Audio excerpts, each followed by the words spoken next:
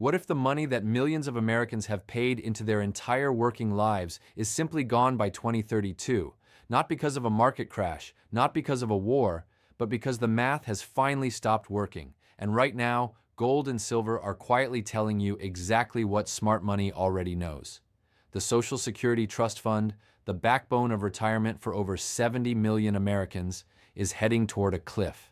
And the closer we get to that edge, the louder precious metals are screaming that something is deeply wrong with the system.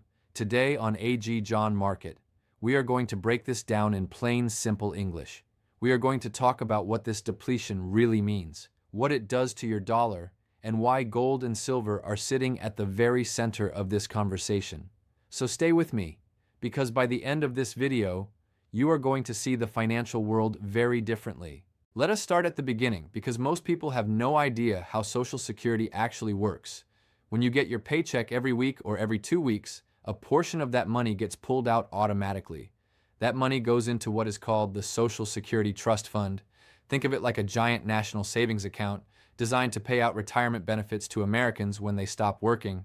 For decades, this system worked exactly as it was designed. More workers were paying in than retirees were pulling out. The fund was growing, the math was adding up, and everything looked stable. But then something started to shift. The baby boomer generation, one of the largest generations in American history, began reaching retirement age. Millions of people started collecting benefits, while fewer younger workers were paying in to replace them. The balance started tipping the wrong direction. And now, according to the latest projections from the Social Security trustees themselves, the fund is on track to be depleted by 2032. Let that sink in for a moment. 2032 is not some distant future. It is less than a decade away. It is closer than the last 2 presidential elections put together. And when that trust fund hits zero, benefits would automatically be cut by somewhere around 20 to 25%. That means if you are currently receiving $2,000 a month from Social Security, you could suddenly be looking at $1,500 or less.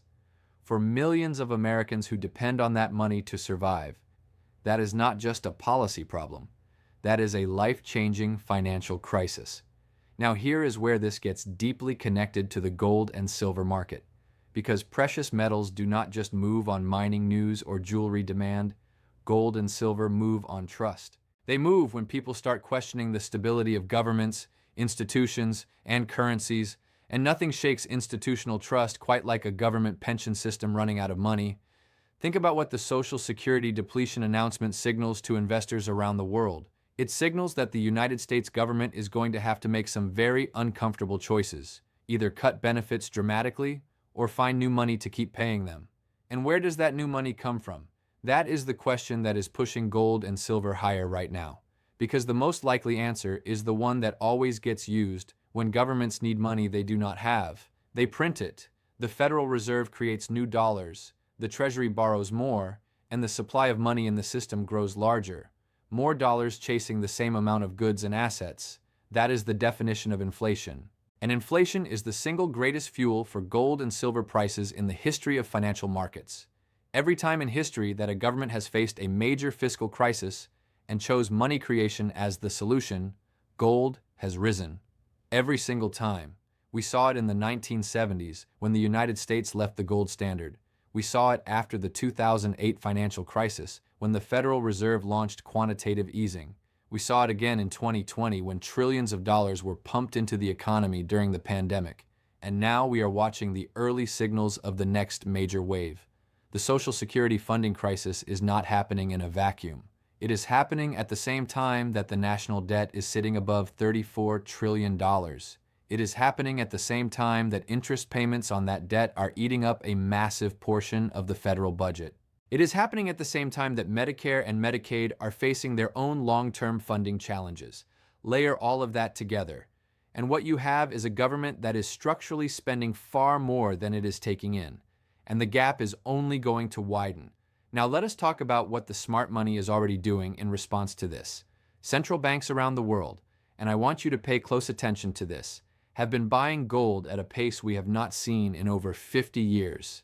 China, Russia, India, Turkey, Poland, and dozens of other nations have been quietly stacking gold reserves.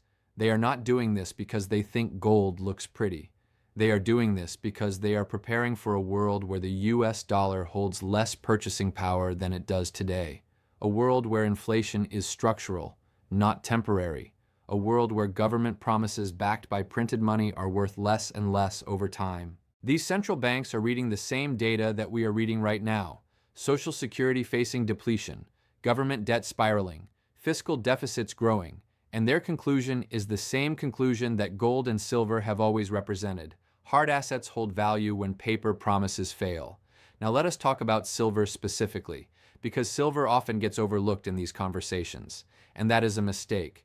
Silver is not just a monetary metal, it is also an industrial powerhouse.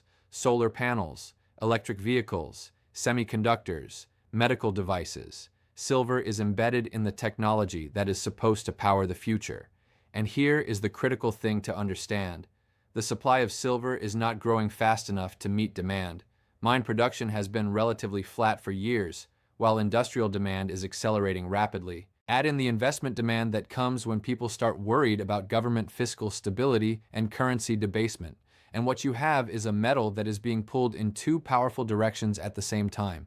Industrial demand from below, monetary demand from above. That kind of dual pressure on a relatively small and illiquid market can produce some very dramatic price moves. Silver has historically moved faster and farther than gold during precious metals bull markets. When gold moves 10%, silver can move 20 or 30%. When gold doubles, silver has historically tripled or more. So, if you are paying attention to the Social Security story and what it means for monetary policy and inflation, silver deserves your full attention right now. Let us go a little deeper on what the depletion timeline actually means for policy decisions in Washington, because this is where it gets really interesting from a market perspective. Congress has a few options, and none of them are politically easy. Option 1 is to raise the payroll tax, the tax that workers and employers both pay into Social Security. That means less money in workers' paychecks, less disposable income, slower consumer spending, and ultimately slower economic growth. Not great for stocks, but historically, not terrible for gold. Option 2 is to cut benefits, either for current retirees or for future ones. That is politically almost impossible, especially heading into election cycles.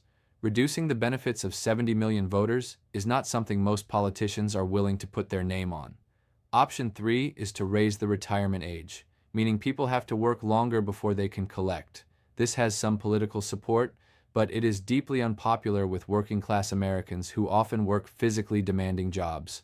Option 4, and this is the one the market is most focused on, is a combination of borrowing more and allowing inflation to quietly erode the real value of the obligations.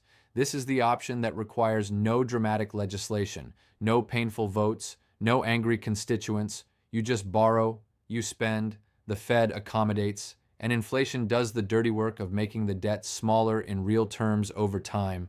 This is called financial repression, and it has been used by governments throughout history, and it is the single best environment for gold and silver that you can imagine. Financial repression means interest rates are kept artificially low relative to inflation.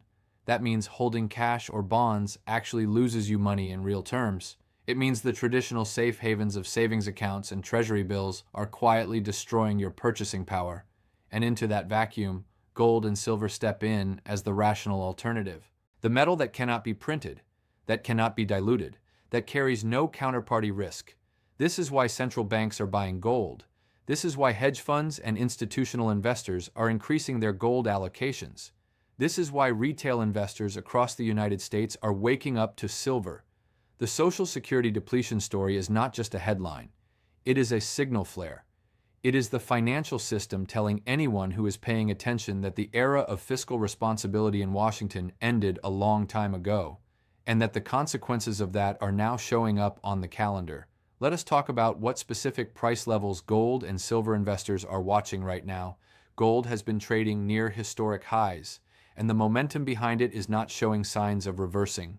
The fundamentals that drive gold higher, inflation risk, government debt, currency debasement, fiscal instability, are not going away. They are getting stronger. Analysts who focus on the macro environment, the big picture view of government finances and monetary policy, have been consistently raising their long-term price targets for gold. Because when you model out what happens to the dollar if the government is forced to monetize Social Security obligations on top of everything else, the math points to significantly higher gold prices over the next several years. Silver is in a similarly compelling position. The gold-to-silver ratio, which measures how many ounces of silver it takes to buy 1 ounce of gold, has historically averaged somewhere around 50 to 60. Right now, that ratio has been sitting well above that historical average, which means silver is historically cheap relative to gold. When that ratio corrects back toward its historical mean, it means silver is going to outperform gold. And with the dual tailwinds of industrial demand and monetary demand both building at the same time, the case for silver right now is as strong as it has been in years. Now I want to talk about what this means for the average American who is watching this video, because most people watching this are not hedge fund managers. They are not Wall Street traders. They are regular Americans who are trying to protect what they have worked their entire lives to build, and the Social Security story is personal for them, because many people have counted on Social Security as a foundational piece of their retirement plan. They paid into it for 30 or 40 years, and they were told it would be there. And now they are watching official government projections say that by 2032, the fund runs dry. That is a wake-up call. And for many people, that wake-up call is the moment they start asking a question they should have been asking years ago. If the government cannot guarantee my retirement, what can I do to protect myself? And that question leads directly to gold and silver. Not because precious metals are a get-rich-quick scheme, not because every single dollar should go into metals, but because gold and silver have served as a store of value for over 5,000 years. They have survived the collapse of empires, the debasement of currencies, the rise and fall of governments. They do not promise extraordinary returns on a quarterly earnings call. They promise something quieter, and more important, they promise that if everything else goes wrong, you still have something real, something that no government can print into worthlessness, something that no politician can vote away in a budget session, in a world where Social Security faces depletion, where the national debt is astronomical, where inflation has already eaten into the purchasing power of your savings. That kind of quiet protection is worth more than almost anything else you can own. Let us talk about timing, because I get this question all the time. Is it too late to buy gold and silver? And my honest answer is this: it is never the perfect time, and it is never too late. The people who bought gold in 2000 at $300 an ounce thought it was expensive at the time. The people who bought at $600 in 2006 thought the same thing. The people who bought at $1,200 in 2016 thought the rally was almost over. And yet, here we are. The reason gold keeps rising over the long run is not because of speculation. It is because the fundamental forces driving it, government borrowing, currency debasement, fiscal irresponsibility, do not stop. They only grow. And the Social Security depletion story is the latest and most concrete proof that those forces are accelerating. 2032 is on the calendar now. The trustees have done the math, and the math is not kind.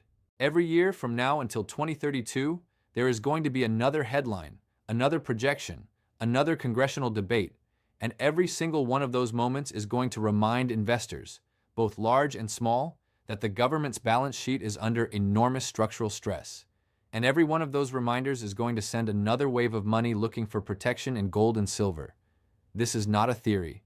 This is how it has worked for every major fiscal crisis in modern history. And we are standing at the beginning of one of the biggest fiscal challenges the United States government has ever faced. Not a war, not a pandemic, but the slow and inevitable arithmetic of an aging population, an underfunded trust fund, and decades of promises that the math can no longer support. Smart investors are not waiting for the crisis to become a disaster before they act. They are watching the signals now, they are reading the data now, and they are positioning themselves now. Because in financial markets, the people who wait for certainty always pay the highest price. The opportunity is always clearest in hindsight, and always most profitable when you see it early.